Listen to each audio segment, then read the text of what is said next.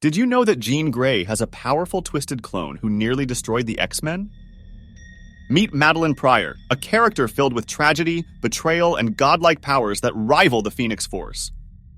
In just 10 minutes, we break down her shocking origin, insane abilities, and how she became one of Marvel's most dangerous villains.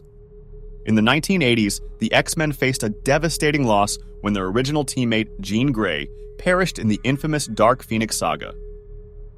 Seeing an opportunity to manipulate events, the Sinister geneticist Nathaniel Essex, better known as Mr. Sinister, arranged for Scott Summers, aka Cyclops, to cross paths with Madelyne Pryor, a woman engineered to be an exact replica of Jean, in a twisted bid to create the ultimate mutant. But the pain and betrayal she endured transformed Madelyne into the vengeful Goblin Queen. Recently, she stepped into her new role as the ruler of Limbo and leader of the Dark X-Men. Let's take a closer look at her tragic descent into villainy. Madelyne first appeared in Uncanny X-Men 168 as a skilled pilot working for North Star Airways, a company owned by Scott's grandparents. Scott first encountered her while visiting his family in Alaska, and he was immediately unsettled by how eerily she resembled the late Jean Grey. Before long, the two developed a romantic connection.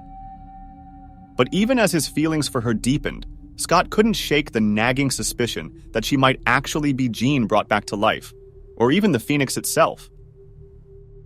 And it wasn't just paranoia. Madelyne revealed to Scott that she was the sole survivor of a mysterious plane crash that occurred on the exact day Jean died, yet she had no recollection of her life before that tragic event. The villain mastermind later preyed on Scott's growing doubts, distorting reality to make it seem as though Madelyne truly was the Phoenix Reborn. However, once the X-Men exposed Mastermind's deception and unraveled his illusions, Scott finally let go of his suspicions and accepted that Madelyne was simply a regular human with no mutant abilities. In time, Scott and Madelyne tied the knot, and he made the difficult choice to step away from the X-Men to start a quiet life with her in Alaska.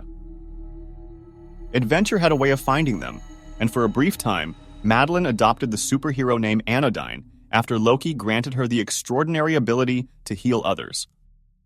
Not long after gaining these new powers, Madelyne shared the life-changing news that she was pregnant. Scott, however, struggled with the idea of settling down and soon found himself drawn back into X-Men missions despite his supposed retirement. This led to growing tension between him and Madelyne, which reached a heartbreaking peak when she gave birth to their son, Nathan Summers, later known as Cable, all alone while Scott was away on another mission.